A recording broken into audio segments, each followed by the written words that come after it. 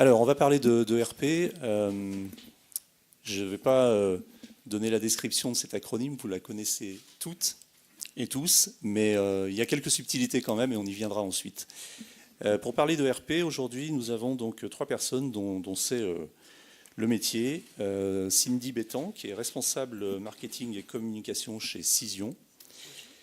Julie Barbaras, qui est fondatrice et directrice de Amaltea, qui est une société de RP et de communication également. Et Caroline Langlais, directrice associée chez Welcome.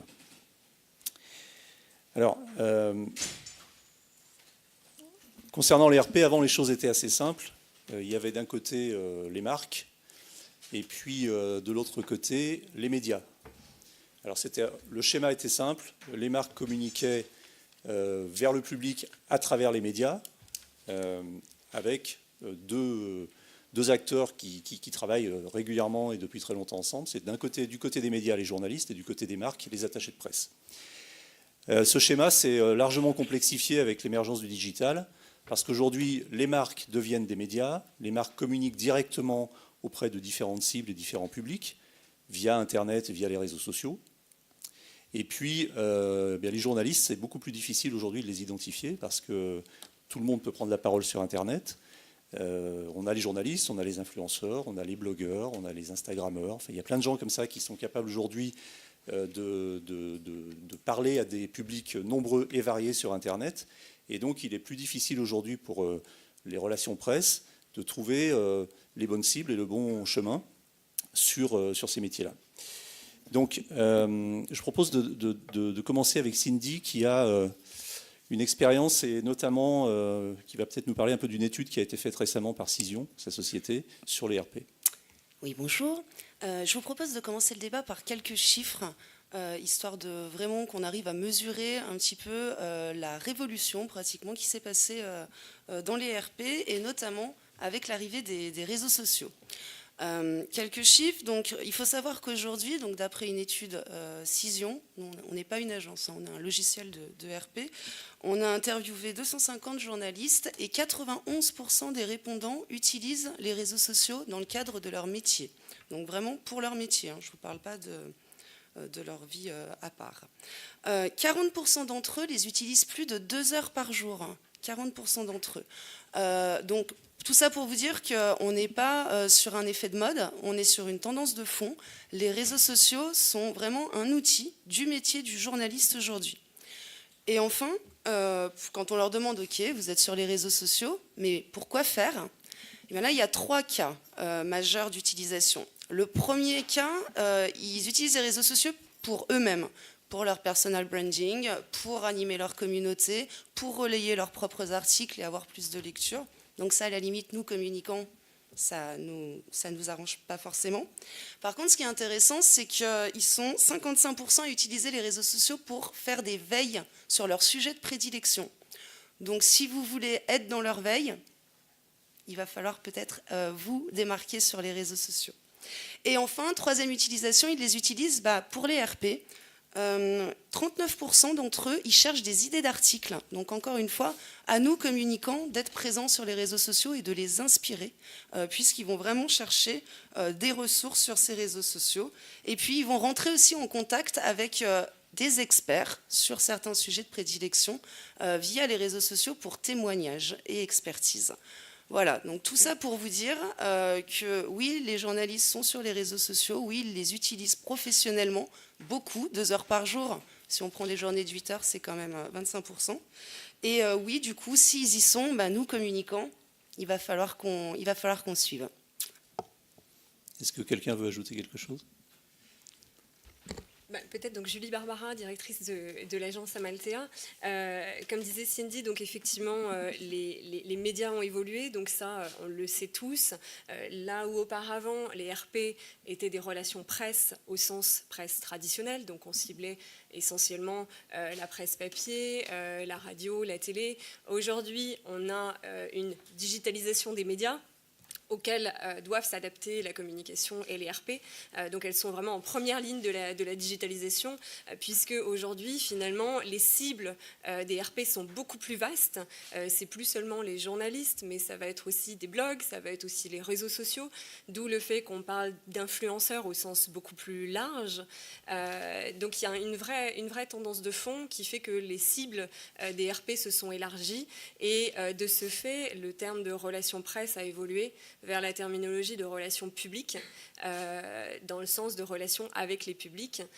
Et donc, RP aujourd'hui s'entend plus dans ce sens-là. Et c'est vrai que ça a changé beaucoup la donne, effectivement, au niveau du métier, puisque les cibles se sont élargies. Donc, les actions à mettre en place sont beaucoup plus larges, beaucoup plus complexes. Et ça implique effectivement beaucoup de changements dans le métier, et aussi dans l'impact du métier des RP, puisque là où un des objectifs avant était essentiellement d'obtenir une couverture médiatique à travers des articles, par exemple, aujourd'hui, ça va être aussi d'optimiser le SEO, ça va être aussi de venir développer la notoriété en ligne et la e-réputation. Donc voilà, ça permet aujourd'hui de répondre aussi à des objectifs beaucoup plus larges. Alors je rebondis justement sur ce que tu viens d'exprimer. Moi j'ai fait une découverte hier quand on a travaillé un petit peu le sujet. Quand on a parlé de RP, on s'est dit d'abord qu'il faut qu'on se mette d'accord sur la terminologie. Donc RP, qu'est-ce que ça veut dire? Est-ce que ça veut dire relations presse? Est-ce que ça veut dire relations publiques? Et là vous m'avez répondu, ça veut dire relations publiques, mais avec CS à la fin. Et là, je l'ignorais complètement, donc je vous ai demandé un petit peu de m'expliquer, et je vous propose de l'expliquer à nouveau, parce que je ne suis pas sûr que tout le monde ait cette notion bien en tête. Alors, je vais tenter cette explication de spécialiste, et d'abord, déjà, s'il y a besoin de l'expliquer, c'est qu'on fait mal notre métier, et on dit tout le temps que les cordonniers sont les plus mal chaussés, et ça veut dire qu'on n'a pas bien communiqué sur pourquoi cette notion de relation publique. En fait, le métier de relation, et moi je parle de relations publiques, ça vient des PR à l'anglo-saxonne, qui sont les Public Relations, qu'on a traduit en français par relations publiques, QES, en qualifiant les relations de public, c'est des relations qui étaient publiques, qui étaient dehors, qui étaient à l'extérieur, alors qu'en fait, public relations, ça veut dire les relations d'une entreprise, d'une entité, d'une marque avec ses publics, avec ses parties prenantes, donc avec les médias, mais aussi avec les influenceurs, avec son public interne, premier public de l'entreprise, quand même, ne l'oublions pas.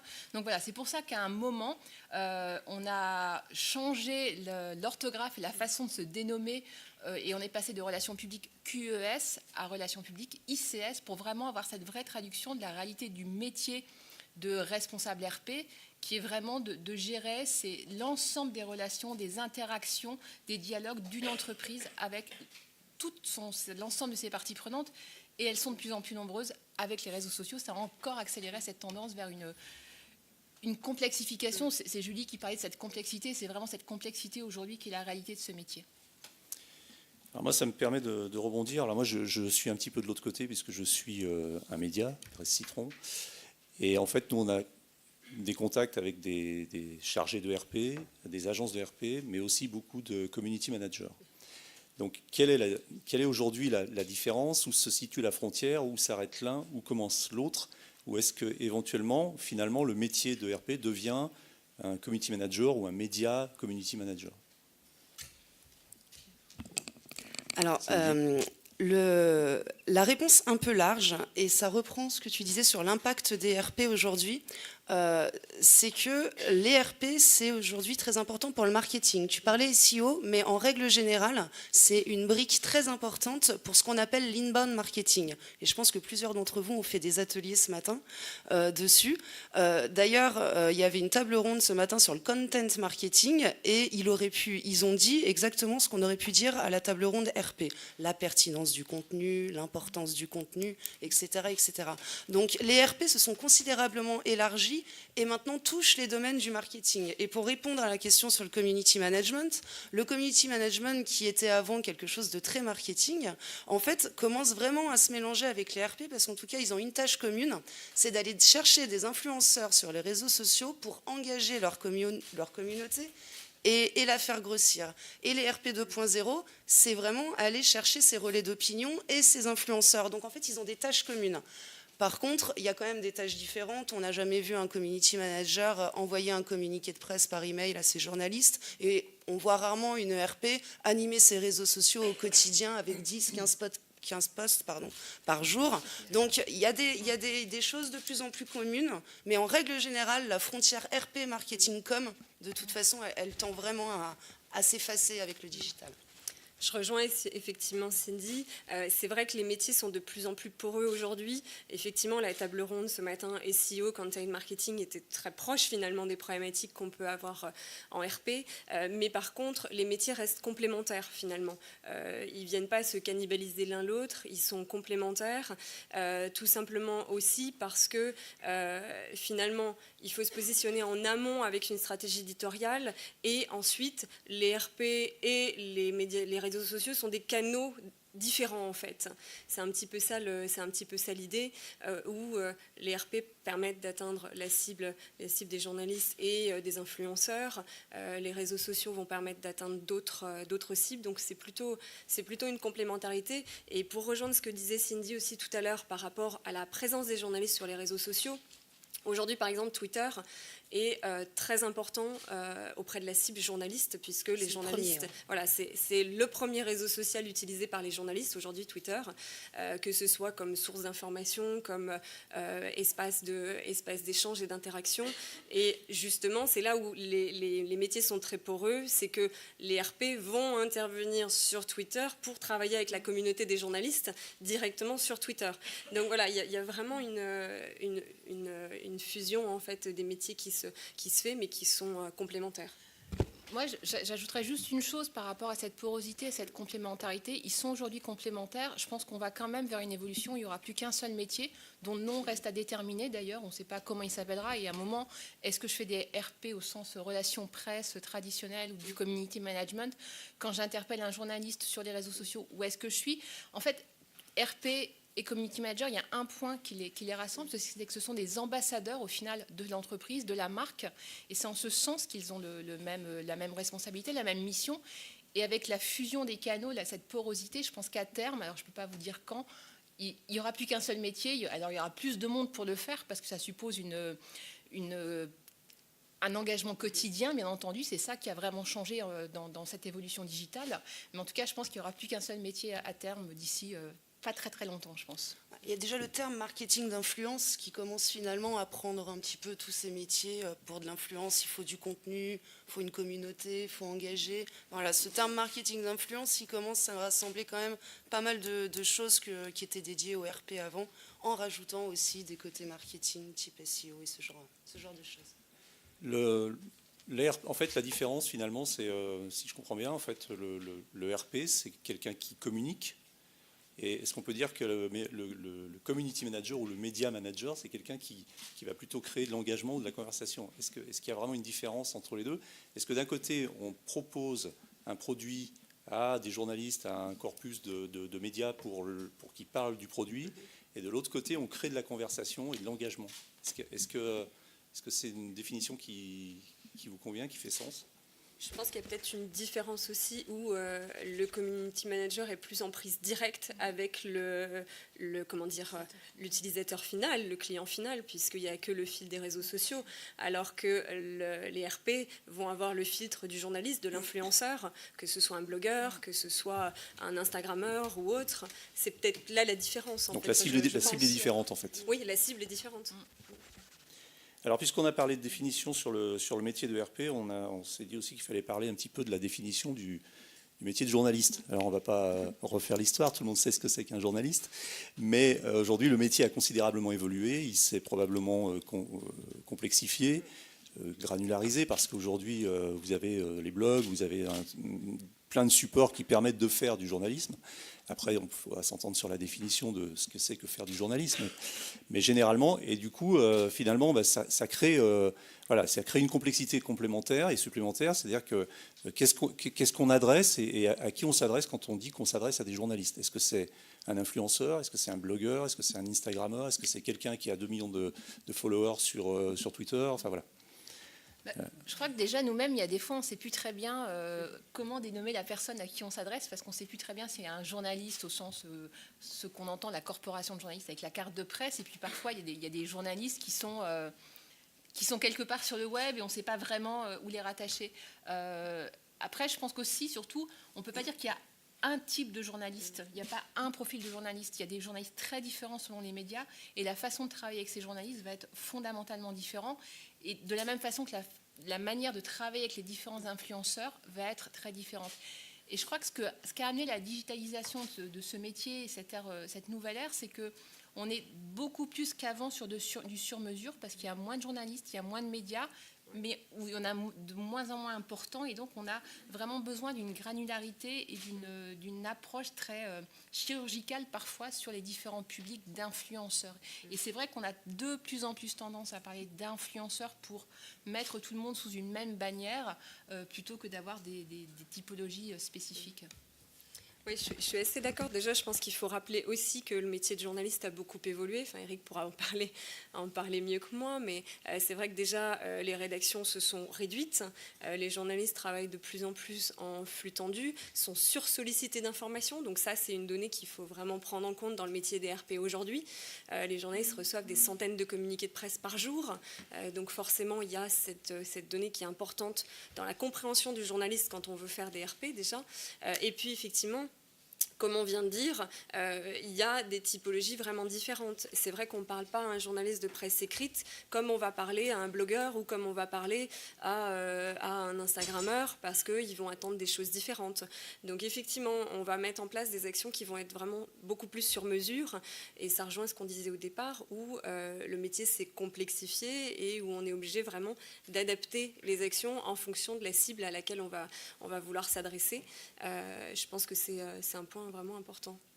Il y a une grande question aujourd'hui qui est récurrente et que moi, à laquelle il m'arrive d'être confronté, c'est cette fameuse question sur quand je suis une marque et que je veux faire une opération de presse, est-ce que j'invite les journalistes et les influenceurs en même temps ou pas? Est-ce que je fais des opérations séparées dans le temps et même géographiquement?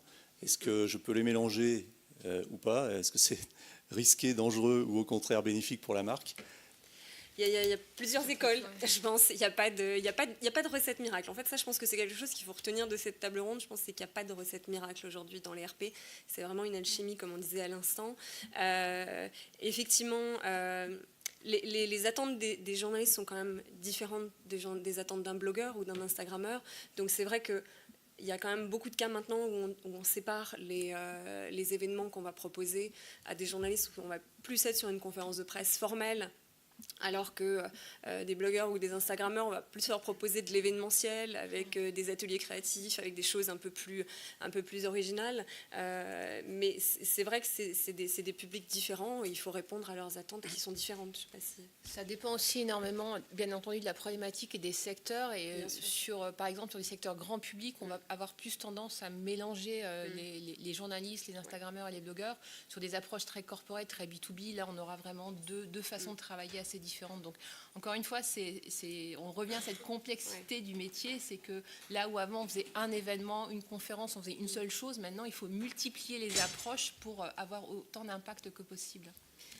Alors de mon côté, moi j'ai un point de vue un tout petit peu différent de mon expérience. En tout cas, quand j'ai fait ce genre d'événement où j'invitais un maximum d'influenceurs, quels qu'ils soient, stratégiquement pour moi, ça n'avait aucun sens de les séparer, à part me donner 2 fois plus de travail.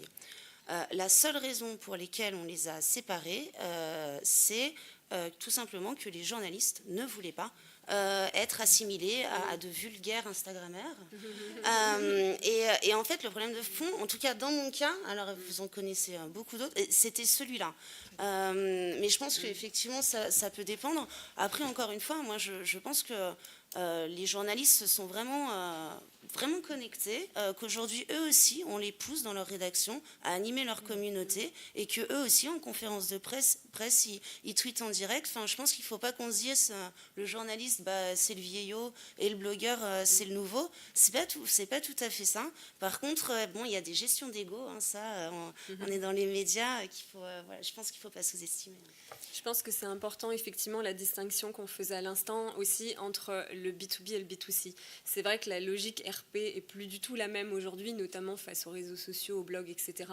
Dans une logique B2C, c'est très intégré. Dans une logique B2B, aujourd'hui, ça reste quand même plus embryonnaire parce que quand vous êtes un éditeur de logiciels de RP, par exemple, les blogs et les influenceurs vraiment sur ce sujet-là sont restreints. Alors que quand vous allez vendre des robots aspirateurs, là, pour le coup, il y a une multitude de blogueurs et d'influenceurs. Donc c'est là aussi où ça reste encore une fois du sur-mesure parce que selon les secteurs et les sujets sur lesquels on est, l'approche va être différente. Ne serait-ce que par exemple un Facebook, pour une marque grand public, va avoir du sens, pour une marque B2B, aura beaucoup moins de sens. Donc voilà, il y a aussi toute cette problématique qu'il faut prendre en compte. Alors, on est d'accord que les RP aujourd'hui ont encore besoin des journalistes et de relais, en fait. Alors, je pose une question un peu provocatrice, volontairement. Est-ce que les journalistes ont besoin des RP pour accéder à l'information On m'a dit tout à l'heure que 39% des journalistes cherchaient sur Twitter des idées d'articles. Pour avoir ces idées d'articles, il faut des spécialistes et des professionnels qui vont suggérer ces idées d'articles. Et je crois qu'aujourd'hui, le métier des RP, des communicants, c'est d'être dans cette narration et dans cette... On n'est pas simplement là pour annoncer quelque chose, il se passe ça, lancer un produit, lancer un nouveau service. C'est beaucoup plus compliqué que ça, beaucoup plus subtil que ça parfois, et on est vraiment maintenant sur de la suggestion d'angle, de papier, et on est un peu sur de la co-création, quelque chose. On est vraiment parfois dans un mode très collaboratif avec un journaliste. Il va avoir une idée, on va lui proposer quelque chose d'un peu différent, et on va travailler avec lui pour le nourrir, pour l'emmener peut-être voir quelque chose sur site, pour ensuite le fournir des chiffres qu'on donnera qu'à lui et qu'on ne donnera pas à notre journaliste. Donc ouais, je pense que définitivement, il y a besoin des RP ou de cet intermédiaire, cet ambassadeur des entreprises, des marques aujourd'hui pour être efficace et pour qu'ils travaillent encore mieux. Et c'est comme ça qu'on doit se positionner. Alors, je pense juste quelque chose, je pense, qui est important de savoir.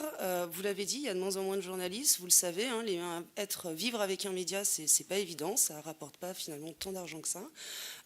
Et du coup, moi j'ai fait un débat il n'y a pas très longtemps. C'était quand même le directeur de l'information de Canal+, et qui criait à qui voulait l'entendre à quel point il manquait de budget. C'est-à-dire qu'on ne leur donnait pas les moyens de faire leur travail. Qu'aujourd'hui, le journaliste, il prend sa voiture, il fait le plein d'essence, il prend les photos, il écrit l'article. Et donc, j'en viens à ce que vous disiez, c'est que ça s'est décalé. Le contenu aujourd'hui, c'est limite l'attaché de presse qui doit carrément l'apporter tout fait. Parce que le journaliste, tant que vous pouvez lui faire gagner du temps, il vous relayera plus que si justement il doit écrire son article. Et d'ailleurs, il y a un phénomène extrêmement important aujourd'hui dans les RP, c'est que les journalistes deviennent communicants. Et vous trouvez plein de journalistes hier qui sont aujourd'hui dans des agences de presse et qui se sont mis de l'autre côté parce qu'on attend aujourd'hui des agences de presse un contenu tout beau, tout fait et prêt à diffusion, quoi, pratiquement. Oui, je rebondis effectivement sur ce sujet parce que je pense que ce qui est important, c'est on est sur une thématique sur les nouvelles tendances RP. On disait ça a beaucoup évolué, il y a de nouvelles cibles, de nouveaux canaux de diffusion, mais il ne faut pas oublier les fondamentaux des relations presse qui restent valables même sur les nouveaux médias.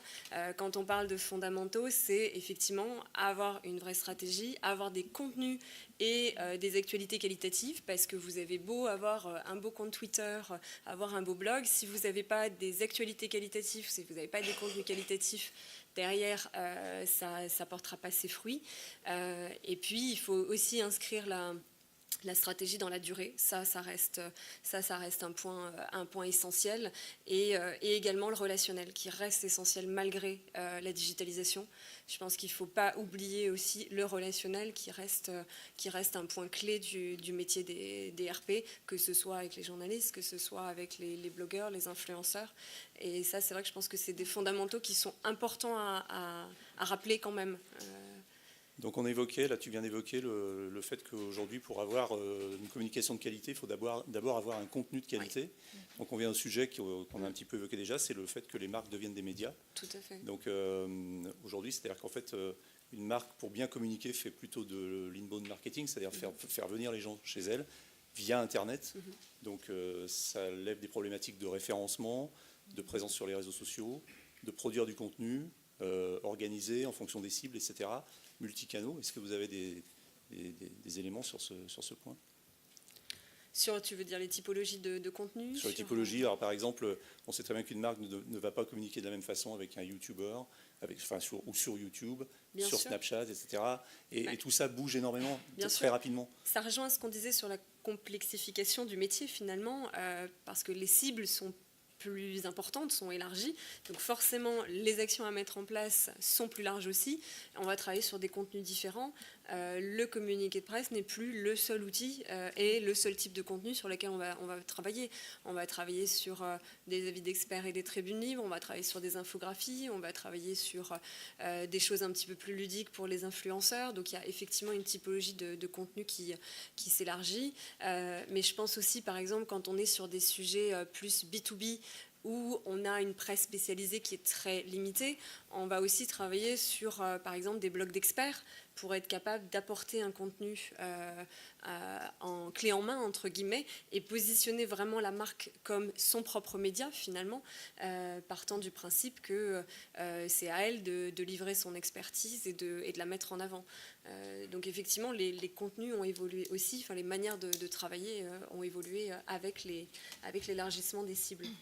Et il y a aussi une tendance qui se profile, qui vient plutôt des États-Unis, mais qui ont quand même été précurseurs sur ce métier. C'est le cran d'après, c'est-à-dire c'est des contenus qui sont produits avec les médias, avec les grands médias, qui sont mis en ligne comme étant quasi du rédactionnel, mais qui sont en fait des contenus, l'espace a été payé. Donc on est toujours dans une démarche de contenu et de RP, c'est géré par les services relations médias.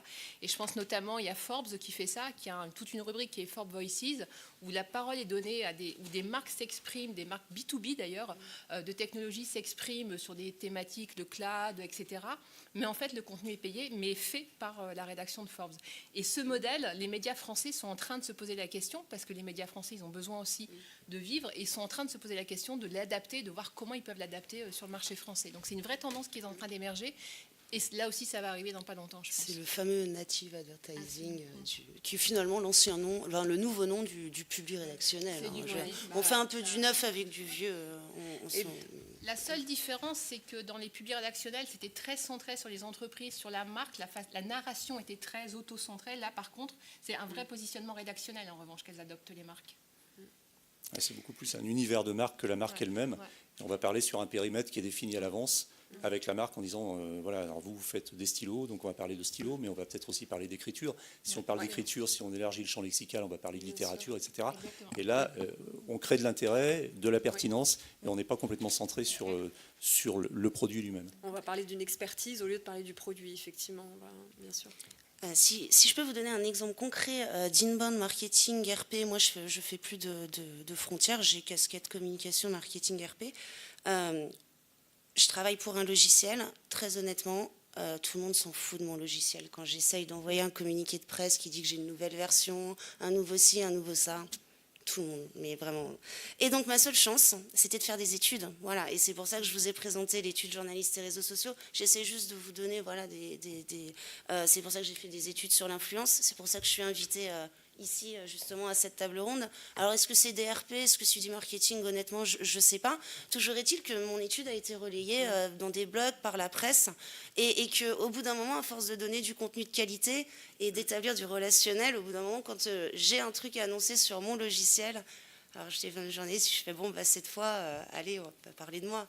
Et puis parfois, il accepte. Mais c'est vrai qu'il faut vraiment qu'on se bouge pour vraiment produire du contenu qui ne parle pas de nous. Ça fait mal des fois, tout ce travail. En fait, c'est du marketing de contenu, c'est du content marketing. C'est ça, mais c'est la seule chose en tout cas qui a été relayée par les médias en ce qui concerne Cision. Mais il s'est énormément diversifié parce que il y a une dizaine d'années, quand les blogs sont apparus, ou un petit peu plus, des agences un petit peu en avance de phase ont commencé à créer, à proposer des blogs d'entreprise. Et alors à l'époque, c'était un peu mal vu parce que le blogueur était quelqu'un qui devait rester totalement indépendant, etc. Et c'était un peu pactisé avec le diable que de proposer des contenus pour des entreprises. Finalement, ça s'est complètement généralisé, vulgarisé. Aujourd'hui, ça s'est complètement banalisé. Mais il n'y a pas que le blog. C'est-à-dire qu'aujourd'hui, quand on fait du content marketing, il y a énormément de supports. Et l'erreur serait de se dire, j'ai une société, j'ai besoin qu'on parle de moi, j'ai besoin d'améliorer un peu mon référencement, je vais faire un blog. Évidemment, c'est la première étape, je dirais. Mais encore faut-il qu'on ait les ressources nécessaires pour le faire. Parce que je vois le nombre d'exemples autour de moi, d'entreprises, de PME, même de grosses boîtes, qui créent un blog et qui qui publient 3 articles et puis qui abandonnent parce qu'elles sont prises dans le flux du quotidien, etc. Le conseil que je donnerais, c'est que si vous commencez à vous lancer dans une stratégie de content marketing, il faut vraiment se donner les moyens, les ressources, quitte à investir un petit peu, et travailler peut-être avec des gens, des prestataires externes qui vont travailler pour vous, parce que demander à quelqu'un en interne, même quelqu'un qui paraît à l'origine très passionné, qui paraît avoir des capacités rédactionnelles très marquées, risque de se lasser assez rapidement, sauf si évidemment on la motive et qu'on la met à plein temps sur la mission. Ça, c'est la partie blog. Et puis après, il y a toute la panoplie des contenus sur lesquels, des supports sur lesquels on peut publier du contenu. Et on a tendance parfois ça évolue tellement vite aussi, mais il y a les blogs, évidemment, on peut faire de la vidéo sur YouTube, on peut faire du Facebook Live, on peut faire du Periscope, on peut ouvrir un compte Snapchat. Mais pour tous ces supports-là, tous ces canaux, moi j'appelle ça vraiment de la communication de marque omnicanal, un peu comme en e-commerce, il faut qu'il y ait des gens qui soient compétents pour le faire, qui soient dédiés. Moi, par exemple, j'ai aucune compétence à faire du Snapchat. Voilà, c'est plus du tout ma cible, c'est pas ma génération. J'ai Snapchat, je l'utilise, je sais à peu près comment ça marche, mais je suis pas crédible sur Snapchat très peu. Donc, si vous voulez dire aujourd'hui, je parle à une cible qui correspond à la cible que je recherche, c'est-à-dire les 15-25 ans, et je vais faire du Snap, prenez pas quelqu'un de ma génération pour faire du Snap. Embauchez un jeune qui a entre 15 et 25 ans et qui va parler à cette cible-là. Donc, et puis après, il y a tout le reste. Après, on peut faire du contenu en profondeur en travaillant avec des supports comme Medium, où on prend le temps d'écrire, de mettre de la perspective, etc. Donc ça, c'était la petite parenthèse sur le contenu. Quand on parle de contenu, une dernière chose, on a évoqué le communiqué de presse. Alors ça reste, c'est un peu la tarte à la crème, le communiqué de presse, ça reste l'outil de base. Alors, selon les sources, on va vous dire, oui, alors les communiqués de presse, effectivement, les journalistes ou les blogueurs en reçoivent 50 ou 100 par jour et ils n'en ouvrent aucun. C'est pas tout à fait vrai. Et ça reboucle avec un autre sujet qui est la data, c'est-à-dire qu'aujourd'hui, comment être sûr qu'on envoie le bon communiqué à la bonne personne au bon moment pour qu'elle l'ouvre. Et voilà, moi j'en reçois beaucoup. Effectivement, j'en ouvre à peu près 1 sur 10. Tout se joue déjà dans l'accroche et dans le titre, ça je vous le dis. Un communiqué qui commence par « Si vous ne pouvez pas lire ce communiqué, veuillez cliquer ici ». Donc déjà, il part directement à la poubelle, parce que c'est la première phrase qu'on voit dans l'objet, donc ça ne donne pas du tout envie de l'ouvrir. Voilà, c'est déjà l'objet. Et puis après, le communiqué que j'ouvre, c'est pas forcément le meilleur, c'est celui qui arrive au bon moment, avec la bonne information, et celle que j'attendais à ce moment-là. Ouais. En fait, j'attendais pas d'informations, mais il se trouve que il y a un moment où ça éveille ma curiosité. Donc, et ça, je pense que ça peut se gérer avec des outils de data. Et est-ce que Cindy, avec Cision, est-ce que vous êtes un petit peu là-dedans ? On est complètement là-dedans. Effectivement, donc Cision, c'est une base de données journalistes-blogueurs. Vous envoyez votre communiqué de presse, votre infographie, enfin tout ce que vous voulez.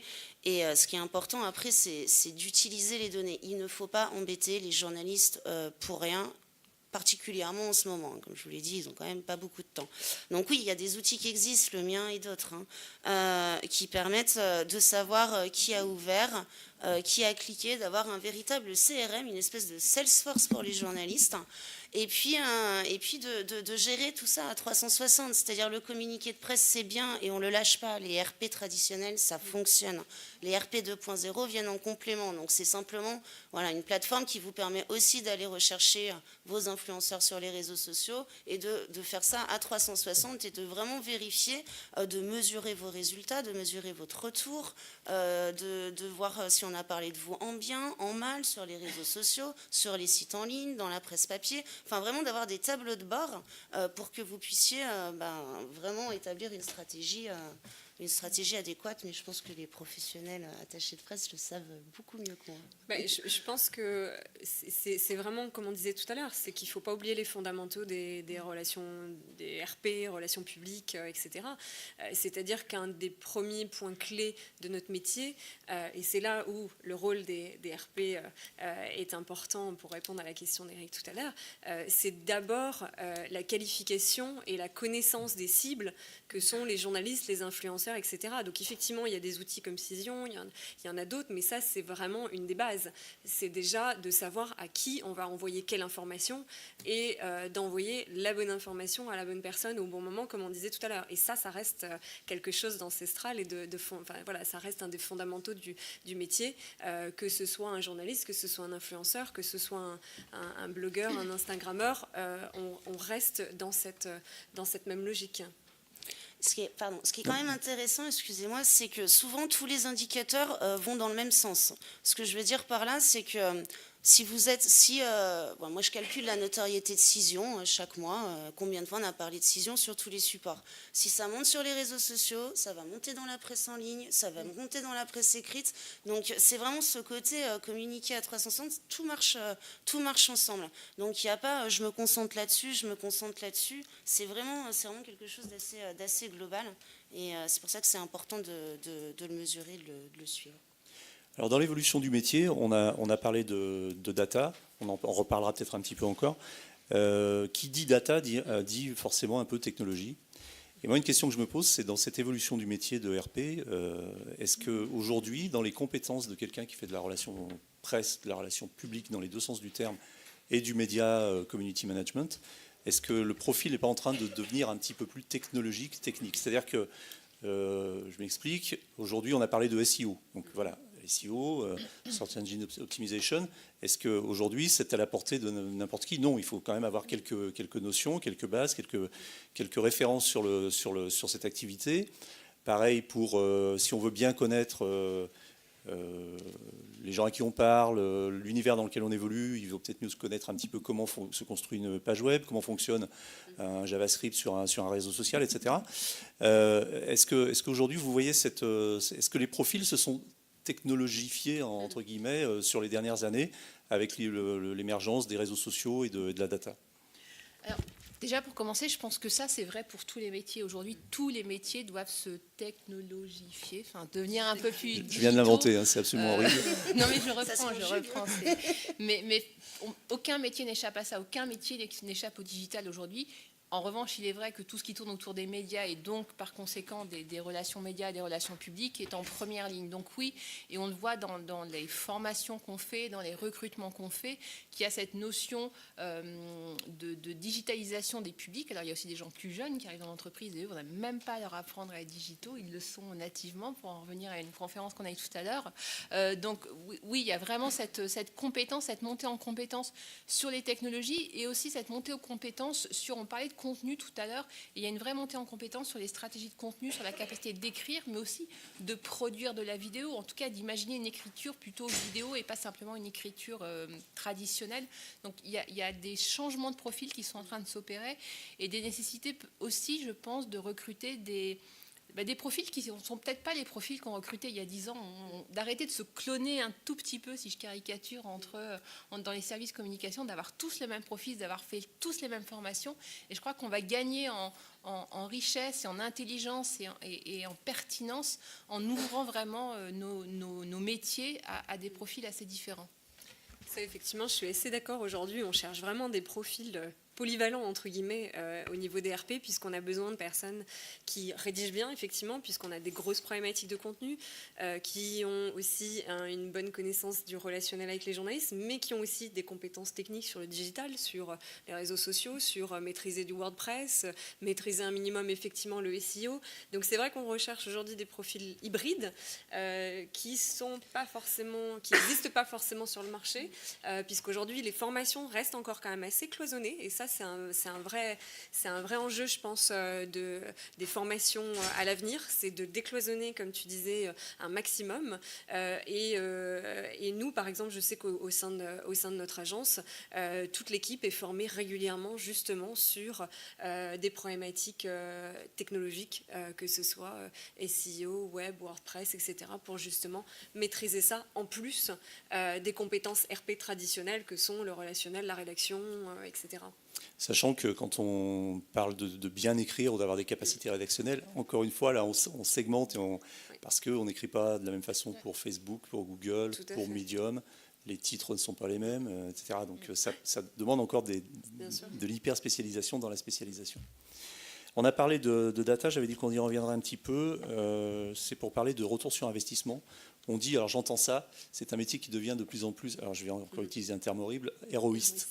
C'est-à-dire qu'en fait, aujourd'hui, on attend évidemment de pouvoir mesurer, on attend évidemment d'avoir des retours sur des opérations de RP, et de pouvoir les mesurer, et les mesurer de la façon la plus précise possible, si possible, la plus pointue possible, avec des outils d'analyse, etc. Donc on revient à la data. Est-ce qu'aujourd'hui on a la capacité, on a des outils, tu l'as mentionné Cindy, mais comment ça fonctionne en fait, comment on mesure un retour sur une opération de RP? Alors, je pense qu'il y a deux choses, mais je pense que le Syntec RP avait mis quelque chose là-dessus, mais moi tout ce que je voudrais dire, c'est que faut arrêter de parler des ROI des RP. Moi, par exemple, mon ROI RP, c'est combien de leads j'ai à la fin du mois. C'est ça aussi, c'est aussi facile, enfin ça devient tellement du marketing finalement. Alors oui, on peut mesurer le nombre de mentions, le nombre de ci, le nombre de ça, mais au final, le ROI, c'est des leads, c'est des démos et c'est du chiffre d'affaires en tout cas. Donc ça peut se mesurer tout simplement comme ça, puisque ça fait partie intégrante d'une approche d'inbound marketing finalement. Ça, je pense que c'est une vraie évolution aussi du métier des RP. C'est vrai qu'on a tous un petit peu la vision à l'ancienne des RP, cocktail, petit four, où on se demande à quoi ça sert et au final, quel est justement le ROI de tout ça. Aujourd'hui, on n'est plus du tout dans cette approche des RP. On est vraiment sur une approche des RP où on essaye de mesurer les résultats au maximum, où on essaye d'avoir une logique de KPI pour vraiment identifier, alors certes, quantifier les retombées presse, ça j'ai envie de dire c'est la base, vraiment c'est le premier niveau, mais après les qualifier pour essayer de donner des notions de tonalité, d'impact, mais aussi essayer d'identifier quel est l'impact en termes de SEO, quel est l'impact en termes d'engagement sur les réseaux sociaux. Donc il y a énormément de KPI aujourd'hui qui sont mesurables sur les RP et qui doivent être mesurés, et pour ça justement c'est ce que disait Cindy au niveau donc du Syntec Conseil en Relations Publiques, qui est notre syndicat de référence. Il y a un travail qui a été fait toutes ces dernières années sur des référentiels de mesure. Il y a une première édition d'un référentiel de mesure des RP qui est sorti il y a 2-3 ans à peu près. Et là, une nouvelle édition vient d'être finalisée et va être annoncée à la rentrée de septembre, avec un vrai travail donc d'identification de KPI qui peuvent être mis en place pour mesurer les résultats des RP. Et ça, je pense que c'est aussi primordial, parce que c'est ce qui permet de montrer justement en quoi les RP peuvent avoir un impact, comme dit Cindy, sur le chiffre, sur les leads, sur le référencement en ligne, etc.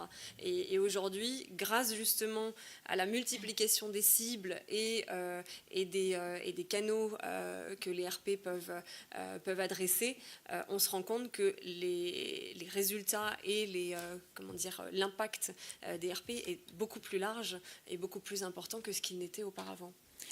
Très bien. Je crois qu'il nous reste, allez, on va dire 2-3 minutes pour une petite session de questions-réponses. Est-ce que vous avez des questions? Est-ce que vous voulez nous poser quelques questions, qu'on poursuive la discussion de façon un peu plus interactive jusqu'à 2-3 minutes, parce qu'on a commencé un peu en retard.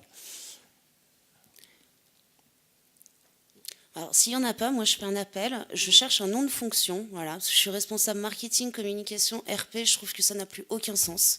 Donc si vous êtes inspiré, si vous avez un nom de poste, je prends, ça fait 6 mois que je cherche, donc voilà. Très bien. Alors moi, je n'ai pas la réponse à cette question. Moi non plus. Pas de questions donc? Bon, on a bouclé le sujet alors, apparemment. Merci beaucoup pour votre attention. Merci mesdames.